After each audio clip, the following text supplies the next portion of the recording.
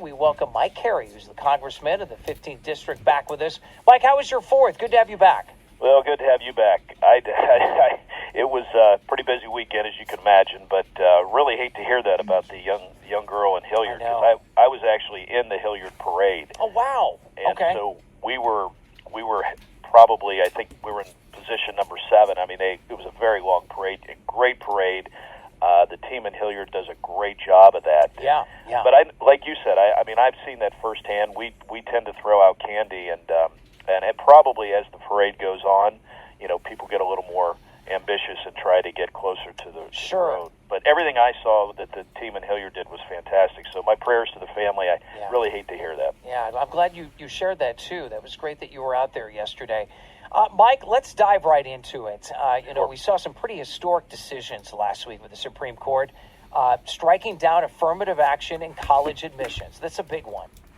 Sure is. I serve on the Ways and Means Committee with a lady that's from California, a dear friend, Michelle Steele, and she came to this country as a 19-year-old. She came from South Korea, and so when this came up, she did a wonderful piece.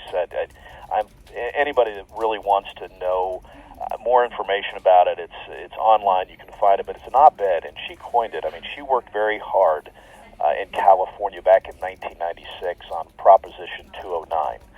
And Proposition 209 essentially just said that you couldn't have preferential treatment when it came to hiring, admissions, and state contracts. Now, it appears what the Supreme Court has done is pretty much followed right along line what California has been doing since 1996. And it's been such an improvement that, in fact, once they passed Proposition 209, and I'm not a big fan of California's proposition system because it seems every time there's a problem, California issues a proposition. But what they saw was minorities actually increased in every category through through admissions. So, in fact, Michelle brings up the point that before Proposition 209, and actually even after Proposition 209, around the country, the Princeton Review, which advances college prep for students that are trying to get into colleges, whether it's test scores, whatever it is, what they said was for Asian Americans, that it literally told them to not talk about their heritage, to not put pictures of themselves. And, Michelle Steele, obviously coming from South Korea when she was 19 years old. I won't tell you her age now, even though I know it, because she'd probably get mad if she hears this interview. But she said it's just blatantly wrong. So I think what the court has done, I think, is a good step in a positive direction. Yeah. And I think it will be. I think it's going to be good for all of America. Well, let us not forget that that's exactly how this case started. Was a very similar situation. Hey, I want to play you a clip because on the other side with the Democrats, this is an example of what we were hearing over the weekend. Her name is Sharon Phil. She was on ABC's This Week, but she's apparently the 14th Amendment Center for Law and Democracy. Not that it matters, but what does matter is what she says, because we're hearing the other side, and I just want to get your take of this clip. Here we go. And what this court has shown since these justices joined the court is a really aggressive approach to dismantling core and critical issues that have been championed on the progressive left, and that are really part of the infrastructure of our country, our kind of post-civil rights country. They're moving quickly. I think they're moving in some ways in a manner that actually undercuts their legitimacy, and they are taking steps at a time when our country is deeply divided that I think will result in further division. I think this affirmative action decision is disastrous, is a mistake, and we're going to be left with the consequences of it. Mike, can I just say one thing, and then I want to get your take. This is something from the very beginning I've never understood with the Biden, student loan plan.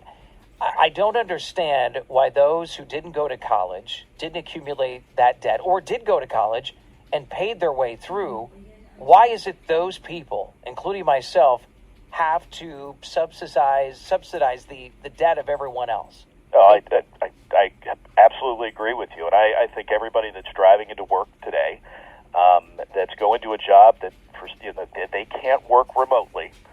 They're working with their hands. They're whether they're machinists, whether they're electricians, whether it's our police officers or fire service officers. I mean, people that are working every day. And again, I think when you look at this, 2/3 residents of my district do not have a college degree, yet many of them saved so that their children could get a college degree. Yeah. So why is it that somebody should be paying somebody that doesn't have a college degree, somebody that say played by the rules, done everything, should be paying? And I guess I was a history major, right? But why should it be that a factory worker that is in Troy, Ohio, or in Columbus, Ohio, be paying for an art history class or history major from New York? It's just simply not right. And take away the fact that this actually will cost the American economy $500 billion a year. I mean, this is just a staggering number. Now, what we ought to be focused on, and these are the things that I wanted to go to Congress to really focus. Between 1980 to 2020, we saw the average price of tuition fees for room and board grew nearly 170%. Now, why is that? What can we do to address that? I had a constituent, dear friend of mine, who's an attorney actually here in town. He said, let's not look at forgiving all student debt, but maybe there's some practical steps that we could look at because, for example, paying off your student loan is not tax deductible. There's a piece of it that's tax deductible. Yeah. But maybe look at that and say, well, if you pay it off quicker, you can, maybe that can help you on your tax return. So I think there are some practical steps that we should look at. But to have somebody that is, driving a truck this morning be paying for somebody that's, getting a degree and raising up debt, I just don't think that's the right direction of the country. And I applaud what the Supreme Court did on this loan decision. Now, I think what you saw with what we did, in our on the debt ceiling bill that we had, many of the people that have student loans hadn't been paying since COVID started. Right. So, and that was costing the taxpayers $5 billion a month. Oh, wow. So we, and of course we were able to get that through the Senate. The president ultimately signed it. So, people that have student loans are going to be beginning to pay that back. But that was $5 billion a month. So glad to see what the Supreme Court did on that student loan decision, but also equally glad to get people paying their what they need to be paying for their student loans back. Congressman Mike Carey, the 15th District, is with us. Mike, I've only got 2 minutes, so I'll try to be quick here. Last week, we saw the IRS whistleblowers make their rounds to the media and also the Ways and Means Committee, too. Well, again, Ways and Means Committee, we're the committee that focuses on the serious things like trade, getting the economy moving, those things that I think we all are very, very concerned about. Mm-hmm. But we also have jurisdiction. We're also the committee that has the ability to work with taxes. And so we set up a whistleblower hotline. Had no idea, Chairman Smith, who's out of Missouri, had no idea what was going to come of that. And we found that we had two individuals that came forward that actually worked. We had no idea. None of us that were on the committee had any part. This was equally divided between the Democrats and Republicans. During the depositions, they were able to interview both witnesses. When we were executive committee, all of which we made public to the American public, I asked the question. Were these, was there any political bias on either one of these people? One was a Democrat, one was a Republican. Neither one of them have ever had a political sign in their yard or a bumper sticker on their car, but they just felt that the direction that they saw was just unjustified, and that there were a number of times where there were attempts for charges to be brought before the elections that were actually denied. They bring this up in their deposition. So what we at the Ways and Means Committee did was essentially say, okay, here are the depositions. We're going to make this public, and let the public decide, but it also allows the other committees of jurisdiction to have ability to look at these documents. But again, no tax information was released.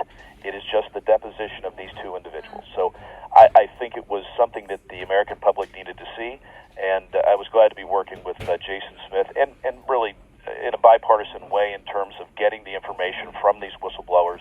But we'll see what happens with this information that goes forward. It's been on all the talk shows across the country since